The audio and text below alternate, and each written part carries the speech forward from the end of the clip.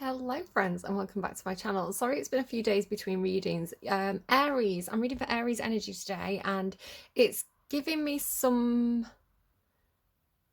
I don't want to say problems. It's not problems. It's that the energy is coming through again with this very powerful kind of emperor like energy. I don't know if it's one specific Aries that's watching my readings. I don't get many views quite often on Aries readings, or it could be just something that Aries energy is connecting with or something that Aries is doing at the moment, but I don't think it's going to be everybody's reading. So take it as it resonates, leave it if it doesn't. The energy is I feel like I'm connecting with a very powerful person. Like this is like real power. This is somebody who's got actual authority, but they're very behind, not even behind this, maybe behind the scenes or very quiet. It's like they're coming through this kind of like observer energy. And yes, they have real power, and yes, they are making decisions, but perhaps they don't want to be known, is the way it's coming through. Sort of a bit like, they say sometimes the public figures, like the kings, the queens, the politicians, are just the public face of the real power that is kind of in the background. It has that kind of feel to it. It's like the person with real authority in the background is the way it's coming through, but it feels also at the same time like it could be historical, or this is like past life stuff, or it's somebody on the other side. It doesn't necessarily feel like this is an energy that is currently living in the world. If it is, they are connecting with something that is like other, like beyond human, or on the other side is how I would put it. So I'm cautious because it feels like things that I would perhaps feel safer not connecting with. It's kind of like none of my business. But at the same time, I do feel like the energy is coming through really powerfully, and very authoritatively, and it feels like I am supposed to talk about it, is the way it's coming through. Like the emperor wants me to do these readings, is the way it's coming through. So again, a lot of the time when I get stuff, it can turn out to be some kind of TV show or some movie or something that people are watching. So it's just what I'm picking up in the collective consciousness is not necessarily real. So I'm going to just kind of say what I'm getting. So I got the song by, I think it's the Fratellis, and it's like, Romeo, Romeo, I'm your Juliet. I'm that pot of gold that you haven't found yet. And he's like, Juliet, I believe everything you say. Time is running backwards every single day. And so this thing about time is running backwards really popped out to me, because I'm really getting kind of like, it almost feels like past life. I don't know if somebody's doing like past life regression or having dreams of a past life or what they believe to be a past life. But I've got this weird kind of time folding in on itself feeling. You may be having very strange dreams at the moment where it's like it's you but it's not you. The ship, so definitely the last two readings, because I went back and looked, and it's weird, it's like I'm getting memory wiped as well after your readings, Aries. Like if you ask me what was Aries' reading about, I'm like, I have no idea. And so I had to go back and look at your readings, and I've been getting ships through so strongly, and both of your last readings had these things about ships, I'll command your boat to me again. But I had a very vivid dream about a ship going down, and like survivors, kind of like a bit like the Titanic, I guess. Maybe not on that scale. It felt more, I mean, Titanic was like, was it 1914, 1920, something like that. I'm feeling a little bit more 40s, kind of that kind of era, but more like a luxury boat. I was getting this thing about being on the deck of the boat, kind of holding onto the railings, with my sister. I feel like I was in New York. I could see like a big bridge.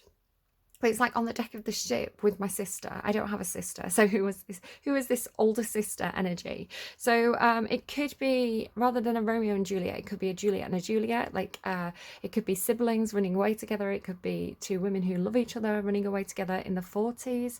I don't know why 40s is coming through specifically. It doesn't have to be specific. But I was getting that song as well. Ship to Wreck by Florence and the Machine. Like, why would I build this ship to wreck it? And you were getting The Last Great American Dynasty by Taylor Swift. Now, this brought up a funny thing about English and American pronunciation again, which has come through a few times in the last week, because I've always been taught dynasty, and Taylor Swift in that song pronounces it dynasty. Like, I would say dynastic, but I would say dynasty. And so I actually went on and like looked it up on Google, like, what is the Queen's English? How do you pronounce this in the Queen's English? And it's like dynasty. So I don't know why that would matter, but if I just get that Taylor Swift song up, it does mention, I think, something. Hold on, I'm just gonna have lost my phone. Yeah, so I need to say that word dynasty was really stuck in my head. I heard the song and I couldn't leave that word alone. And then I went on Netflix and there's a new show called Dynasty. So again, a lot of the time I get intuitive messages and it turns out to be a TV show, but it can be multiple things, right? It doesn't have to be one thing. The Last Great American Dynasty. So this made me cry. It kind of made me think of my nana a little bit for some reason. I don't know why. So someone could be called Rebecca. Rebecca rode up on the afternoon train. I'm getting trains a lot as well. I have been on a train, so I thought that was why, but it's in your notes as well, ships and trains. And again, if you were around in the 1940s, that's probably how you travelled, by boat or by train. Air travel was a lot more rare. Rebecca rode up on the afternoon train. It was sunny. Her saltbox house on the coast took her mind off St. Louis. So somebody could be from St. Louis, somebody could be called Louis. Bill as well. Bill was the heir to the Standard Oil name and money. So oil, like people making money through oil, has been coming through quite a lot. And the town said, how did a middle-class divorcee do it? The wedding was charming, if a little gauche. There's only so far new money goes. They picked out a home and called it Holiday House. Their parties were tasteful, if a little loud. The doctor had told him to settle down. It must have been her fault. His heart gave out. I keep getting references to heart problems, heart attacks, heart trouble, which is what my grandpa died of. So again, this has been a very emotional reading for me. And they said, there goes the last great American dynasty. Who knows, if she never showed up, what could have been? There goes the maddest woman this town has ever seen. She had a marvellous time ruining everything. So it's like, they truly loved each other, like this Romeo and Juliet type story where, he's from money, but he really loves her. And, his old set, the old money, his family, the circle of friends don't agree with it. They don't like her, so... yeah, something like that could be going on, especially with like Titanic as well. That has a bit of that vibe. Rebecca gave up on the Rhode Island set forever, flew in all her bitch pack friends from the city, filled the pool with champagne and swam with the big names, and blew through the money on the boys and the ballet, and losing all on card game bets with Darlie. So it's like she's just trying to amuse herself, right, after her husband's death. She didn't, nobody accepted her, so she flew in her own friends and had a good time, And they say, there goes the last great American dynasty. Who knows, if she'd never showed up, what could have been? There goes the most shameless woman this town has ever seen. She had a marvellous time ruining everything. They say she was seen on occasion, pacing, this is the bit that gets me, pacing the rocks and staring out at the midnight sea. And in a feud with her neighbour, she stole his dog and died at Key Lime Green. 50 years is a long time. Yeah. And then, like, Taylor Swift, or like the voice of the singer, buys the house. So yeah, I don't know, there seems to be something to this story. But this thing is all about, why would you build a ship to wreck? So the ship is coming through this kind of like Ten of Pentacles energy, where it represents something you've built, some kind of empire, some kind of home, some kind of business, even like a business project. It's like money's been invested in this, time has been invested in this. This is something that you've built up. Why would you ruin this? I don't know if this is something that, something people are saying to you. Why would you put all this time and money into something if you're just gonna, like, you know, abandon it, or I don't know. There's this thing about sabotage and insurance, which is a theory about the Titanic. It's kind of a conspiracy theory. Bailing out and survivors. So if there was some kind of work project, perhaps you might notice, you know, like how rats flee the sinking ship, you might notice that you know, people are trying to distance themselves from something. That's kind of a signal for you that our ship's about to go down. Yeah. I want to say you are protected. So I did have a dream that I don't kind of want to go into too far because it was quite detailed and quite emotive. Again, it had that kind of feeling of like a past life, but there were survivors, you know, in the water. Funny thing is as well, I got this 2 days ago, all these channeled messages, at least 2 days ago. And this morning I woke up and I'd been to London over the weekend. And I woke up and there was this news story that the lifeboat crew had to go and rescue a ship from like really, really choppy waters because its engines had failed. So it's, again, there's like a lot of parallels coming through with what I'm getting intuitively and what I'm seeing, and the fact that you Aries have had this thing about the shipwreck like 3 readings in a row now. Okay, so Chemtrails Over the Country Club as well by Lana Del Rey has that feeling. I'm on the run with you, my sweetheart. Kind of, again, it's kind of got the feeling of the 2 girls. Brooklyn could be something, I think I mentioned that. There was a TV show called Run. It was I think it was like a British American TV show. I think HBO kind of, and Channel 4 did it. And it was about these 2 people who were like high school romance, like high school lovers. And they kind of like drifted apart. And they always said, if I ever text you, run. You meet me at this platform and we get this train and we just run. We just leave together. So that could be something for somebody, something like that. 1111, when I saw that Dynasty was a TV show, like a current one, it's like a new one, not the old one.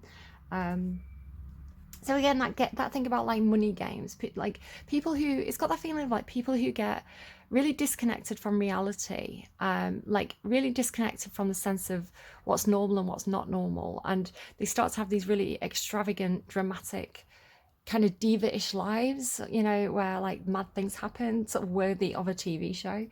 Okay. Aries, so your cards themselves, the Fool and the Emperor that I've got out to kind of channel your energy, because I wanted to make sure I was specifically channeling Aries energy. I'm getting a bit of Scorpio, I'm getting a bit of Capricorn coming in. So if you are those signs, it may be that you're cross-watching, it may be that you've got Aries placements, it may be that you've got Scorpio or Capricorn placements, or you're dealing with people with these signs. But Capricorn is getting a message specifically of, if you have Capricorn placements, you don't have to show up with something in your hand. It was like, I've noticed this about Capricorns, like they feel like they can't approach people unless they've got something to offer that's like tangible. So it's like, you know, like people who like, they won't go to the party like because they haven't got a gift. It's that kind of thing. It's like, I can't show up empty-handed, but it's like you can, like, so if you've got Capricorn placements, the message for those placements today is people just want you to be there. They just want your presence there. They want you. They don't want you for like what you can offer is the message, or they shouldn't, right? So you shouldn't feel like you can't show up if you haven't got something to give. Like you're not Santa, right? So what else have we got? Right, so someone who took risks to get to where they are today, looking back at situations where you trusted your gut instinct. So this is what I'm getting for you. So if you think about the Emperor, right, if you think about kind of the King of England, traditionally and historically, the kings in England have always been backed by the church. So it's no surprise that Aries, you're followed by Taurus, and Taurus is the Hierophant, right, who represents kind of church and tradition. So it's coming through me today because I was kind of like putting all the cards in order. It was coming through like, you are the king, right? I know that I'm not reading for the King of England because he's a Scorpio, not an Aries, but it's like, you know, you being this figurehead, or whoever this authority is, being this leader, being this person in a position of power, but backed by the universe, backed by religion, backed by faith, right? You've got the backing. Whatever you're doing, you've got the backing of the universe, basically, is the way it's coming through. kind of like how, you know, the king and the King of England would be a representative of God on earth. It's that kind of energy coming through. So like I'm saying, it's coming through very powerfully, very big, kind of this kind of historical feel to it. So again, I don't know exactly why I'm reading this, who I'm reading for. It doesn't feel like an average person. So I'm just going to keep going. So it's like this person who has this real position of authority, this real position of power. They have had that fool's journey. So it's like looking back at their life, at those risks that they took, at those gambles that they took. It's kind of that entrepreneurial energy where it's like, I'm going to throw everything I've got into this and hope it works out. But it does work out, because the meaning of the Fool card is you're trusting faith, you're trusting your gut instincts, you're trusting your intuition, you know, you're trusting that there's a higher force leading you and guiding you here. You trust that and it pays off for you. So it can talk about positive manifestation if any of you are doing that. But again, it's like looking back and thinking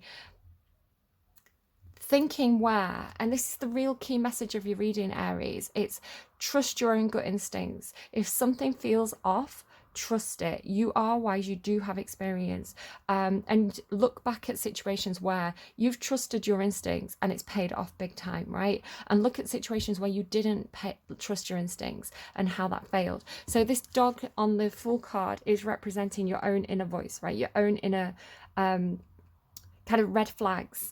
I saw 1616, so 16 could be a significant number for some of you. I'm also getting something about 7 days or 7 moons, which I'll kind of come back to, but something could happen in 7 days for you, or in 7 moon cycles. So I don't know if you want to make a note of that on your calendar and see kind of what that means. Yeah, so what I was also getting mosaic tiles. So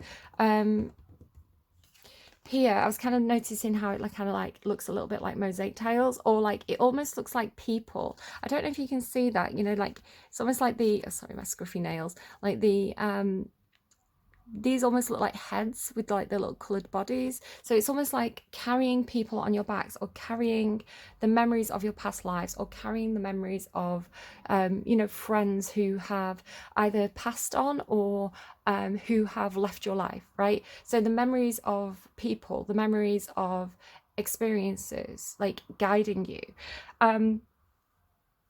So the funny thing is, I was really getting this feeling of you being backed by spirit.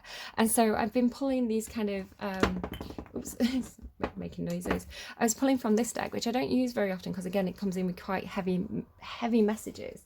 It's the Mirror, hang on, the Mirror of the Soul tarot deck. And so really picking up on this kind of, I know I said Hierophant, but it's coming through like almost scorpionic, plutonic energy. And again, I don't know if Pluto's doing something in your chart right now. It is in Capricorn, and it's Pluto rules Scorpio. So this kind of plutonic energy, Scorpio, Capricorn, is coming through. And Mars as well. Mars is also said to be associated with that. So I cut you a card, and it was the Priestess, which is Scorpio. And then on the bottom, you've got the Death card, don't panic, and this Magus card. So it's this real kind of, the energy that I was picking up on really, really strongly, like somebody who can communicate with spirits, perhaps, somebody who is in touch with the other side, somebody who can travel between these two realms, perhaps astral projection. But it's like harnessing the power of that plutonic energy. And this is the source of this emperor's power. It's like this priestess energy within them, which is coming through as the intuition within, or they have some kind of actual priestess kind of working with them. And again, it's feeling very it's feeling very esoteric. It's feeling very much like the spiritual world. So this could be somebody who is on the other side, or able to contact the other side, but it really is strongly reinforcing what I was picking up on intuitively. And there's also these crystals. Now the funny thing is, I was getting all my crystals out. I kind of got some new ones, and I felt like having a bit of a switch around, so I kind of put some things away and got all my crystals out. So I don't know if you work with crystals. I don't know if you want to try working with crystals. I was getting the letter C, so crystals beginning with C could be particularly helpful to you. I've recently bought this chrysolite, I think it's called. It's actually asbestos, which scared me when I realized, but it's as long as I don't grind it and breathe it, it's going to be fine. Yeah, it's like a danger to people working with it though. But there's a message with this as well, which comes out later. Again, everything's reinforced by the more cards I pull, the more it reinforces what I'm getting intuitively. So I was really thinking about this crystal, and how some things can be safe in some situations and unsafe in other situations. Now, this is not going to do me any damage, this kind of already polished crystal. As long as I don't start kind of, doing anything silly with it, I can handle it safely. It's not a danger to me. But obviously, asbestos is dangerous in other circumstances, very dangerous in other circumstances, especially if you work with it. This comes out later with this idea, and it came out in somebody else's reading, this idea of the poison is also the cure. So hold on to that idea because it's going to come back up. So yeah, crystals beginning with C may be particularly helpful for you. Hold on. Okay. Also something about water. A lot of stuff, obviously I'm getting a lot of stuff about oceans and seas, but maybe doing things with crystals and water could be particularly helpful for you. Obviously be careful because some crystals are toxic. But I'm also getting encouraged to remind you to drink plenty of water and to kind of flush your system. That's a message for somebody. Yeah, and water symbolizes emotional and social intelligence. So the water signs, Cancer, Scorpio, Pisces, tend to be very good at connecting with these kind of like more watery moon energies, and to be very, very clever about social situations. So excuse me, I'm really getting that for you. If you are this emperor type character, it's like your ability, and you don't have to be male or female, by the way. None of the cards are gendered unless they explicitly say it, but it's like you may be very good at reading the room. And again, this thing about like the rats fleeing a sinking ship, you may notice the behavior of your co-workers, if they act in a slightly different way to how they would usually act. You definitely notice that, especially if you've got Scorpio placements, because this kind of like Scorpio emperor has been coming up a lot for me. I don't know if I want to kind of show you.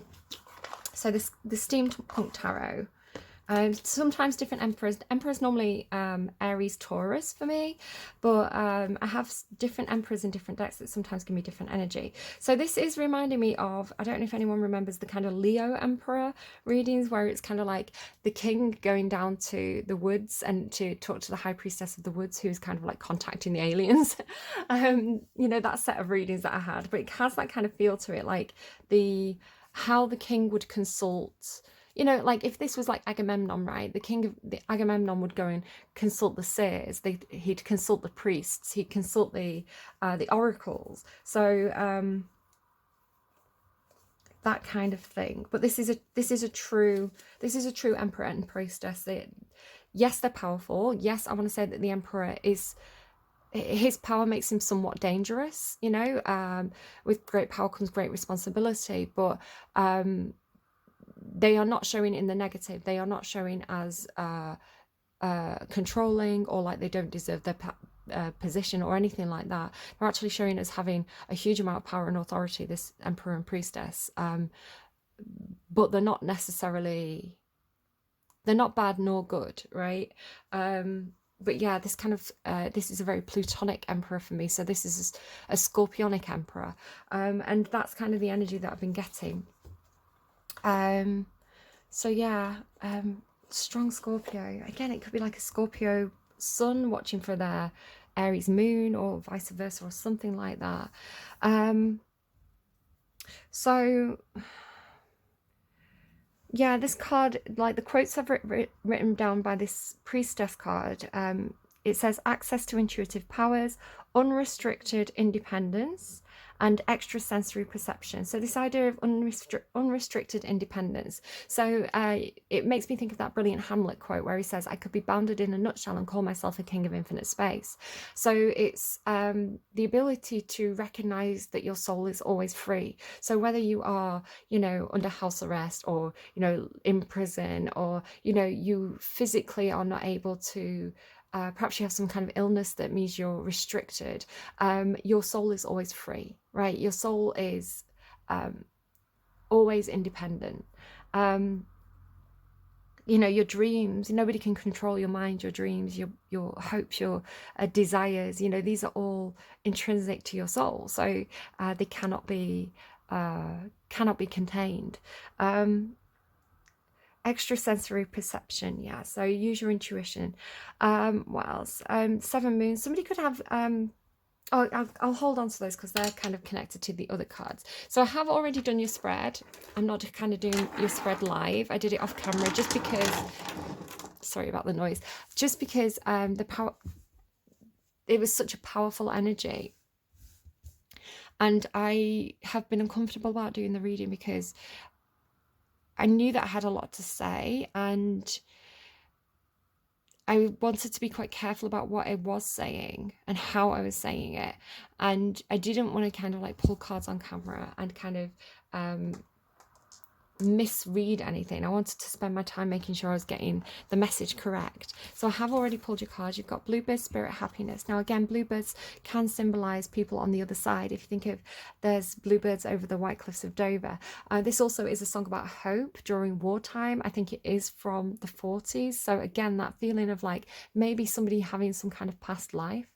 And the unicorn is actually showing up today as you and your intuition. And then notice these kind of like sparkles that are coming down around the horn. It's like your ability to have that receptivity, your ability to get messages from the future is the way it's coming. So it's the way it's coming through. Now you haven't got many cards. Sometimes when I do this type of reading, I get like about 30 cards. I get so many. You've got 6 cards, so it is actually just quite succinct with it being Aries energy. I guess it's like, this is what I have to say, and I'm going to make sure I make my point.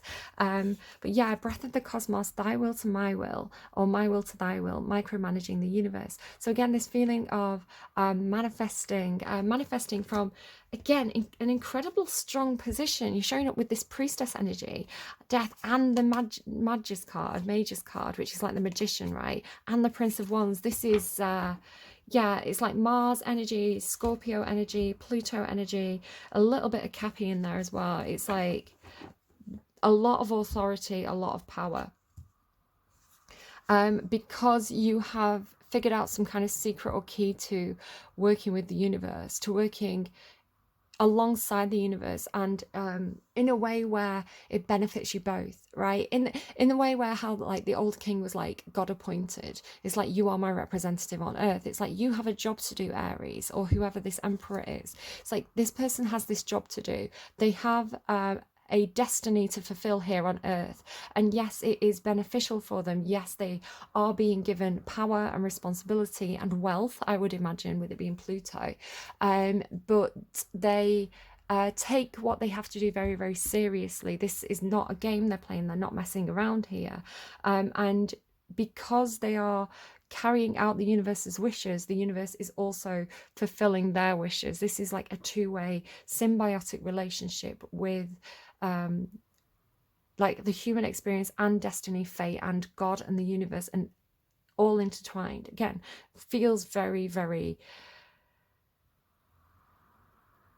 I'm hearing symbolic. I wasn't going for the word symbolic, but I'm hearing, so maybe it is symbolic, maybe it's some kind of metaphor reading, but it feels very like there's a lot of weight to this, whatever this is. I'm sorry about that drill noise in the background.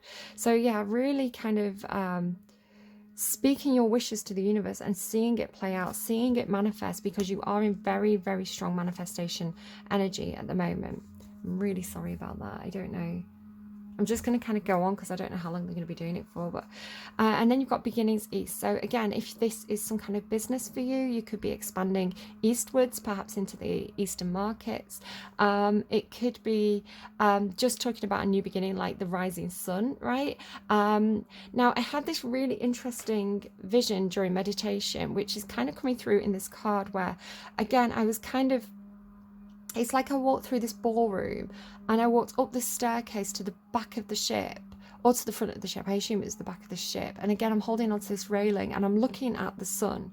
So it's like a big, glorious sunset. So it's almost like that is where the light is. That is where heaven is. That is where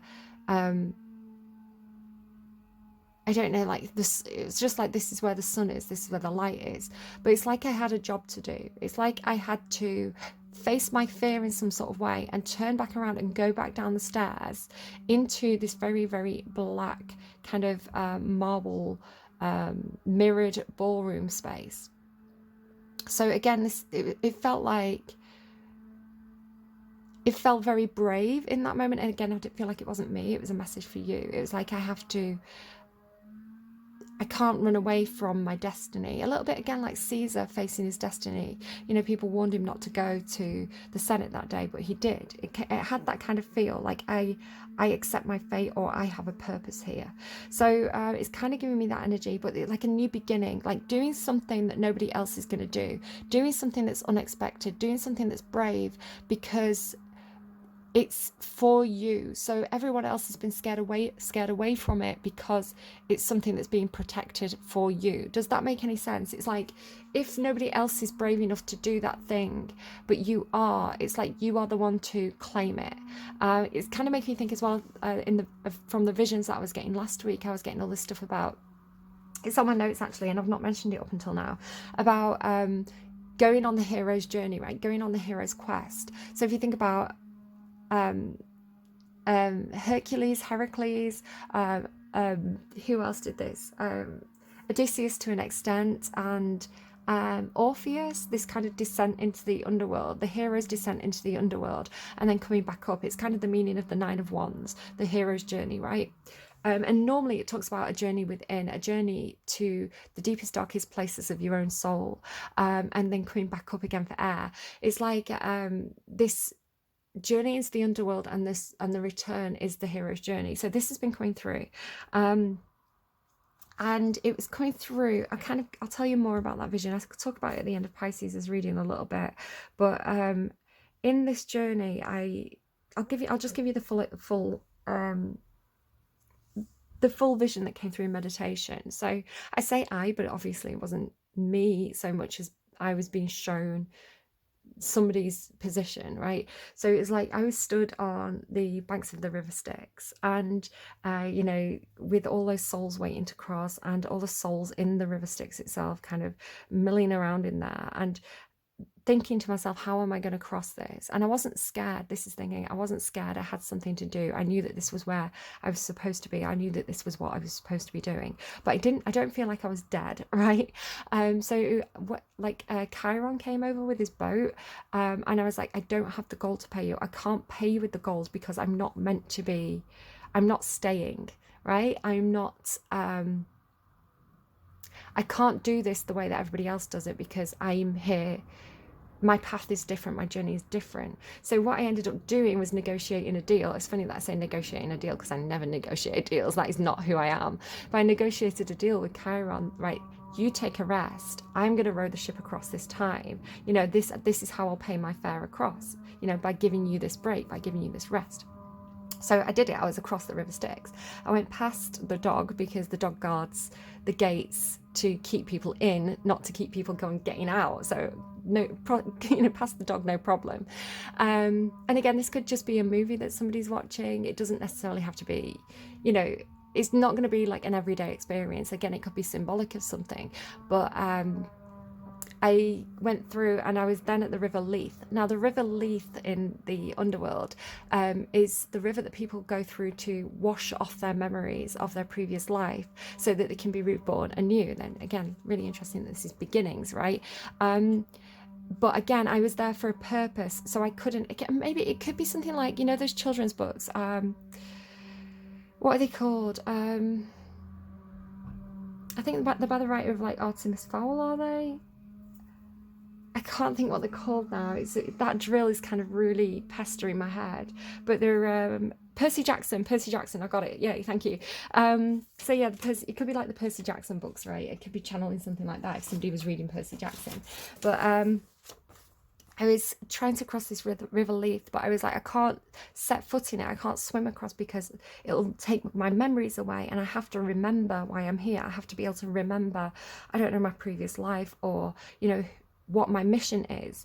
So I was stood there at the River Leith puzzling of how do I get across. And of course the River Leith is a blessing to so many people because they can wash away all their bad memories and the strife and the stresses of that existence and kind of have this new lease of life. But that wasn't why I was there. So what actually happened in this vision, and again this was like light dreaming where you don't have control over the dream, Chiron's there coming up behind me and he dragged his boat through that kind of like tunnel and he was dragging it across the kind of like stony beach. Like I can still hear like the sound of the gravel as he's pulling this boat through to help me cross the River Leith. And it was like because I had helped him, because I had given him this rest, he'd gone out of his way to help me. So this is how I was able to cross the River Leith, to go to this kind of throne room, right, of that kind of like Pluto figure. But that's kind of, I don't know, that's kind of what something being held in this card is like. Again, like with curse as well here following it, it's like you know, it is the hero's journey. Like you can do this descent, you can do this hero's journey, but you cannot talk about it. Or it's the curse card actually talks about like a burden that you hold. So it's like this new beginning that you can't talk about, or this new beginning that is some sort of burden or something that can't be said, but it's known, right? It's like known deep within you is the way it's coming through. But it's also talking to me about, so these two cards together are kind of like, they've got this interplay. So again, I don't know who you are. When I say you in the reading, just flip it and reverse it as needs be. But this character who's either this high priestess on the other side, right? So perhaps somebody who's passed over, perhaps a mother figure. In my dream, I kind of like looked to my left and there was a mirror. And instead of seeing my own reflection, I actually saw my mother's reflection. It could be that the high priestess is some kind of mother that's helping you from the other side. But it's like this character here who is part of space, part of, I'm hearing time itself, which is interesting because we're getting a lot of stuff about Clara Oswald as well. Is it Clara Oswald or Osborne? I think it's Oswald from Doctor Who she fractures and she splits into multiple timelines. She becomes the impossible girl, right? She exists beyond life and death and time and space. There's an element of that to this as well. It's like she's the high priestess type energy. It's like she's beyond like the normal rules of physics, something like that. But it's like this character helping from the other side, Aries, is breathing out advice or whispering in your ear, kind of like a consciousness. Can you see it's like all this sparkle that's coming out of her mouth into this kind of vortex, and then this vortex is kind of like it's all spilling out to you. So there's a real thing going on here with like, you see even like these little tiny planets and things where it's like coming out and you're trying to collect it. So it's like you're trying to collect this information, or you're trying to harness this energy in some sort of way. Now, I don't know if something's happened where, again, it's like you can't answer back, right? This is a one-way communication, or you can't talk about this to anyone, or there is some kind of,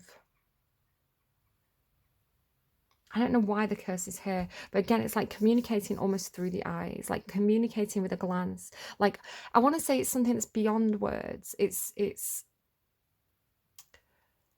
a deep knowing, it's like it's in the eyes, right? It's like a look that somebody gives you that, you know, you just know because of the expression on the face, because of what the eyes are telling you, right? It's like the eyes are the answer, the eyes are the windows to the soul, something like this. Like there's no need for words, or something's happened where the communication stopped, a bit like how my readings went down, right? I wasn't able to kind of like do the reading, but energetically I was really, really connected. Now this goes to the masculine card, which again I want to say is this emperor figure. Now there's two children in the background here, which could be significant. There were children in my dream. And again, this thing about the moons. So there's actually 9 moons on this card, but I was hearing 7 moons. So I'll show you these two cards together because it's looking to me jeweled web connectivity. It's like, I want to say where here, I want to say the emperor figure, whoever this is in the reading, was trying to collect this information or to collect this energy or this advice or whatever it is that was pouring through this portal into our realm, our physical, tangible reality, from this kind of like high priestess of the moon type character. It's like there's something about catching it in a web or catching it in a net. So can you see here how she's it's almost like she's got this netting that she's kind of like casting out, like fishermen, right? Again, it could be like boating analogies. So like casting a net out like you're fishing, right? But it's like a psychic web. So casting out your psychic web and seeing what you catch, seeing what information you can pull in. And you're learning to do this, I want to say, more effectively. Here comes the Capricorn beep beep truck. Is it Thursday? It is Thursday. Shout out my cabbies. I used to always traditionally do my readings on Thursdays for Capricorn, and this truck would always come and interrupt my readings. I don't have my coffee though today.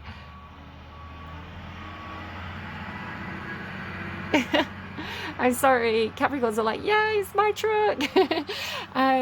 Okay, so that's interesting. I didn't think that it was Thursday because normally I do Aries readings on a Monday, and like I say, I'm picking up all this like Scorpionic, Plutonic, Capricorn energy, and then I'm doing the reading on a Thursday. There must be some kind of significance to that.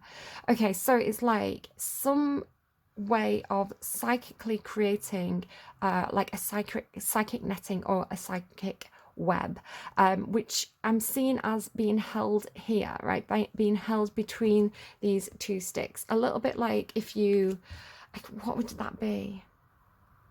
It's almost like I don't know, it's like having a net between two sticks. You know, like sometimes when people are trying to catch a dog or an animal or something, it's like kind of like that, but you're catching power, you're catching information, you're catching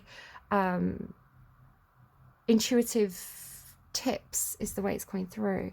Like with this, it's almost like this is where the web is, right? So you've learned how to, can you see here on this web, it's like you've learned how to capture these so I keep checking my nails just because I'm like so close up, like catching these kind of like psychic orbs or this like psychic energy that's coming through. It's like the residue, almost like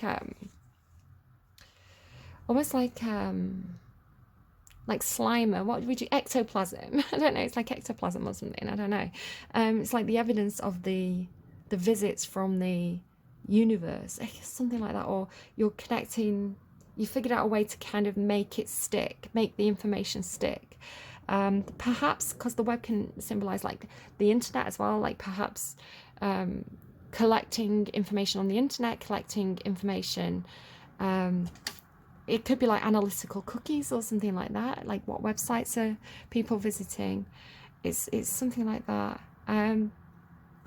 Again, a lunar god, the masculine, it's got this real, again, this very, very scorpionic type of emperor energy where it's like not only the emperor of this earthly realm, but really being connected to spirit, like the priestess being there. And again, like with this hero's descent into the underworld, you know, like that death-like plutonic character, and then this magician, it's like do be careful, because it's making me think as well of the TV show The Sandman, where there's that kind of like magician character and he captures the god of dreams, right? And it's a negative thing. Like you wouldn't want to trap death, right? You wouldn't want to capture death, because like look, he's going to set himself free with that scythe, because like look at all the netting, and he's not going to be happy about it. Like you want to be careful what you're messing with, I want to say. But interesting, and I'm very, very curious if it resonates with anybody, how it resonates. Is it some kind of TV show you're watching? Do you feel very, very in tune with perhaps some kind of spirit guide, perhaps some kind of mother or sister spirit guide on the other side who is really trying to send you intuitive information? It's got that feeling again though of, you know, I was like joking about calling Cappy Santa before. It's like it's got the feeling of like collecting wishes, almost like, and again I'm just wary about that Aries ego, because I don't want to kind of like overinflate anyone's ego to make them think that there's some kind of like, you know, narcissistic kind of God or anything like that, because again, I was very, very hesitant to do this reading because it's flattering in an unrealistic way where, you know, it could actually really be a damaging thing to inflate someone's ego that high. But whoever this kind of like emperor character is, it's like with them being in a position of power and authority, but not necessarily being known, right? It's kind of being behind the scenes, like, I guess, like Santa or like God, right? Where you think of these characters where it's like everybody's making these wishes, everybody's praying and sending these thoughts and prayers and hopes and dreams their way, and then it's like they've figured out how to harness those dreams and harness those wishes and collect them. So it could be even like taking notes about what people want, you know, like people are wishing for things and you're in a position in your business to grant those wishes, you know, like a fairy godmother kind of character.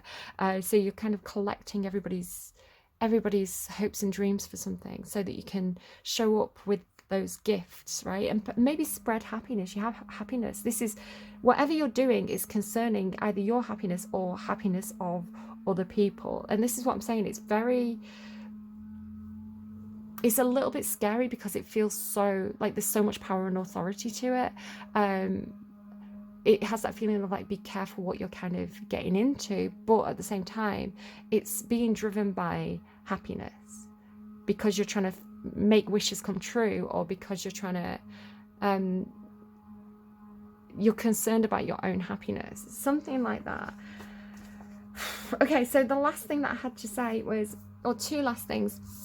So there's something about the eye colours here. So this side is slightly more green and this side is slightly more brown. And now my mum had really interesting eyes because they would change colour. Sometimes she would look like depending on the light, right? A little bit like that dress, you know, is it blue or black or is it white and gold?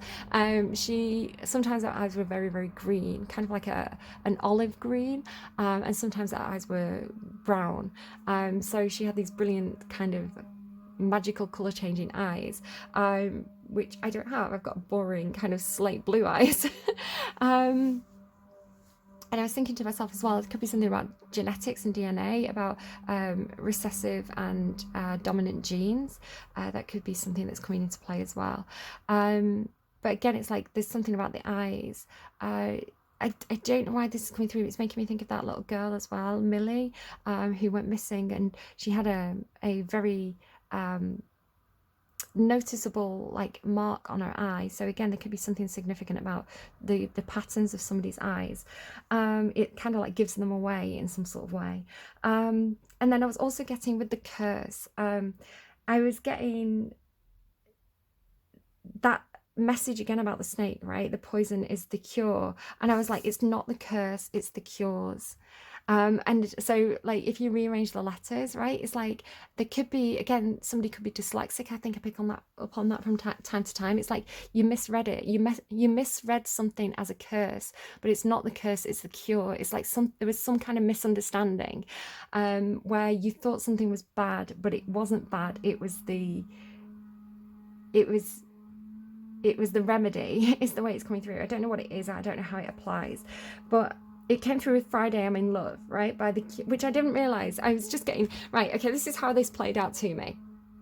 So with this card, I was getting like the 7 moons, like Monday, Tuesday, Wednesday, and I randomized a song, and it was Friday I'm in Love by The Cures, right? And so I totally randomized it. And I was like, not only does that fit in with the idea of like the 7 days, like Monday, Tuesday, Wednesday, like it also is confirming for me that this is not a curse, it's the cure. Now the band name is The Cure, but if you watch the video to Friday I'm in Love, on the drum set it says The Cures with an S, right? And like that fascinated me. That really got me excited. The poison is the cure. So I don't know, it's fascinating to me. Let's get you another song to kind of close out the reading. And I hope this was helpful to you. Am I going to get you an advice card though? I don't know. Okay, let's get just an advice song. An advice song, please, for Aries.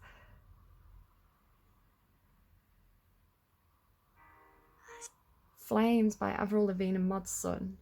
I still burn for you like the sun burns in the sky. I still burn for you.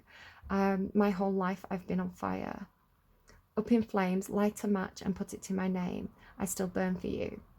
Every time I think I had enough of this, I get more addicted. Yeah, I'm so obsessed. Talk about you all the time. I am your narcissist. Funny, I picked up on that. Well, if we burn it down, you'll be my arsonist. I'm so strung out on you, I might relapse. I'm dying for a taste, please. God, don't let this pass. And you've been burning all the leaves on palm trees. I'm left with nothing more than ashes, falling to the ground like snowflakes. I almost wish we'd never happened, but I still burn for you like the sun burns in the sky. My whole life I've been in fire. So, I don't know. Take that as it resonates, leave it if it doesn't. That's your advice song. I will pull some more songs and pop them down in the description box below, but that song should be the last song because that's the advice song. Do I want to get you an advice card? Let's go. Come on, narcissist. It's funny as well, I posted that Halsey song, I'm Not a Woman, I'm a God, yesterday on Twitter. Right, let's go. I'm just stripping off a little bit here, sorry. I am going to go gods and goddesses for you, because I was talking about like Pluto and Hades and things like that. So let's go gods and titans, goddesses and sirens, and see what we get. They're still mixed up. Perfect, because I was going to mix them up anyway, but they're already mixed up. That is what I want. Okay, let's see who you get. Can we get some advice or guidance, please, for whoever this reading is resonating for? Okay, one. Just checking. Yeah. Okay, Green Man Abundance. Again, like kind of Pluto, Hades, Dissipator is associated with monetary wealth, abundance. You know, he puts fertilizer in the earth so that, you know, nutrients in the earth, that's his job, to rule under the earth. So he puts nutrients into the soil so that plants can grow.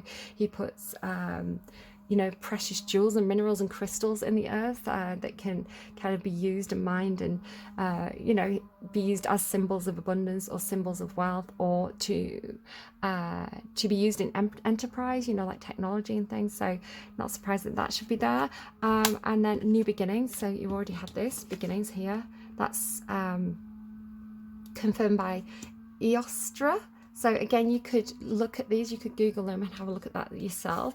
This is the main card that I'm going to kind of focus on because it's the first card that came out. Matt, Justice. I love that. Very Libran energy.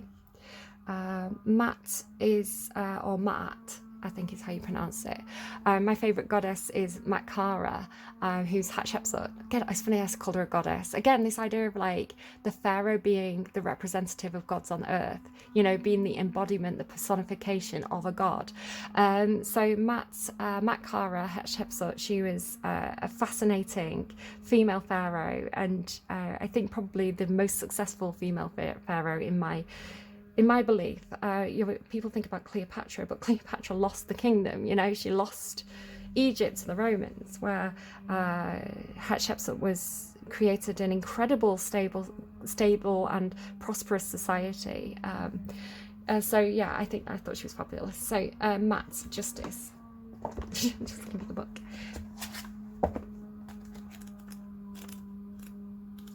But the concept of Maat in ancient Egyptian mythology was kind of harmony, the harmony of the land.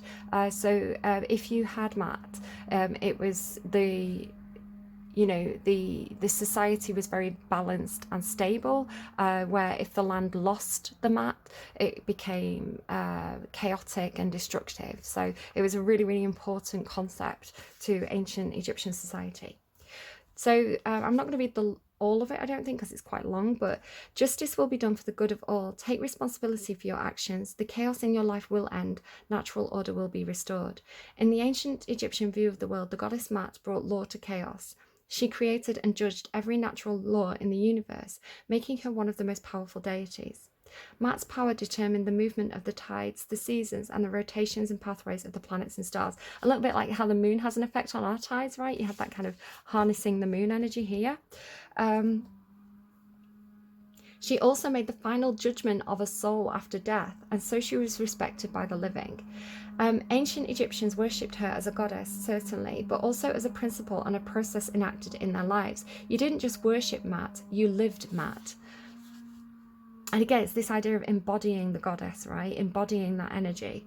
It was said that after death, the body journeyed under, look, talking about after death as well, like the hero's journey, right?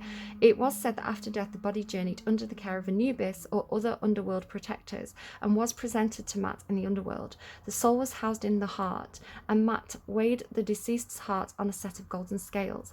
Her white ostrich feather was the counterbalance. If the soul was light-hearted and thus had respected all the Creator's laws, it was admitted into the afterlife to enjoy eternal life and eventual reincarnation. So I think a couple of deities are associated with that process, aren't they? Like Anubis as well. And who's the other one? Thoth.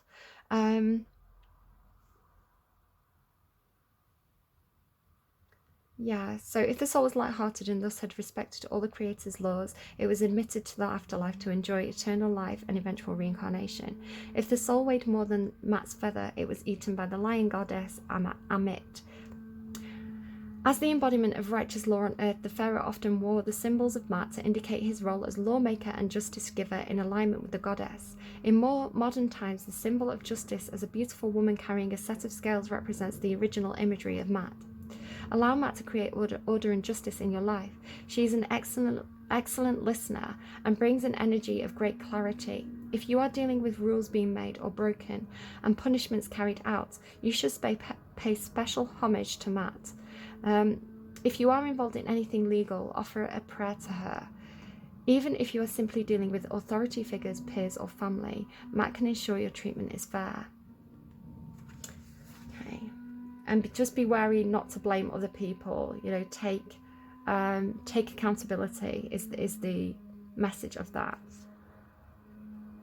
Okay, yeah, let's have a quick look. I'm not going to read the whole lot, but let's have just a quick peek at the kind of headline of Eostra.